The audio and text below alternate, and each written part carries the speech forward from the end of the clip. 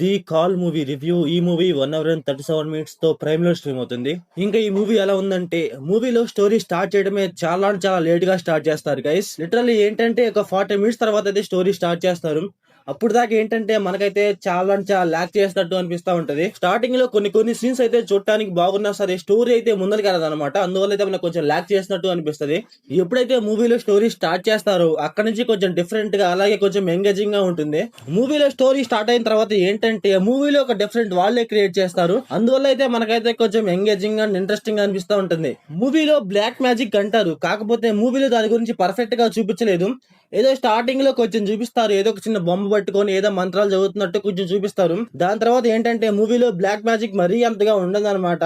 కాకపోతే ఏంటంటే దాని పాటికి అది జరుగుతూ ఉంటుంది, ఏదో వస్తా ఉంటుంది. కాకపోతే అది పర్ఫెక్ట్ గా మనకు చూపించలేదు. అంటే మూవీలో ఒక నలుగురు ఉంటారు. ఆ నలుగురు ఏంటంటే ఫోన్ మాట్లాడుతూ ఉంటే వాళ్ళ ఫీలింగ్స్ వాళ్ళు వెళ్ళిపోతూ ఉంటారు. అది ఎలా ఏంటి అని వీళ్ళు పర్ఫెక్ట్ గా చూపించలేదు. ఇలా చేస్తున్నారా అని మనకు కొంచెం బాగా కన్వే చేసింటే కొంచెం బాగుండి అనిపించింది. అలాగే క్లైమాక్స్ లో ఒక చిన్న ట్విస్ట్ వస్తుంది. ఆ ట్విస్ట్ కూడా కొంచెం బాగుంది గైస్, నాకైతే నచ్చింది ఆ ట్విస్ట్. ఇంకా మూవీలో ఏంటంటే అక్కడక్కడ కొంచెం హర్రర్ సీన్స్ కూడా ఉంటాయి, అవైతే కొంచెం బాగుంటాయి గైస్. కాకపోతే మరీ అంతగా ఉండవు. కాకపోతే నాకైతే ఓకే ఓకే అనిపించింది. ఇంకా ఈ మూవీ ప్లాట్ లైన్ ఏంటంటే, ఒక నలుగురు ఫ్రెండ్స్ ఒక అతను పిలిచాడు అనేసి ఒక ఇంటికి వెళ్తారు. అక్కడికి వెళ్ళాక ఏం జరిగింది, వాళ్ళకి ఎన్ని ప్రాబ్లమ్స్ వచ్చాయి ఏంటి అనేసి మనం మూవీలో చూస్తాం. ఇంకా ఈ మూవీ ఫ్యామిలీ వాచబుల్ అంటే నో గైస్. అక్కడక్కడ కొన్ని కొన్ని సీన్స్ అయితే లైట్ గా డిస్టర్బ్ చేస్తాయి.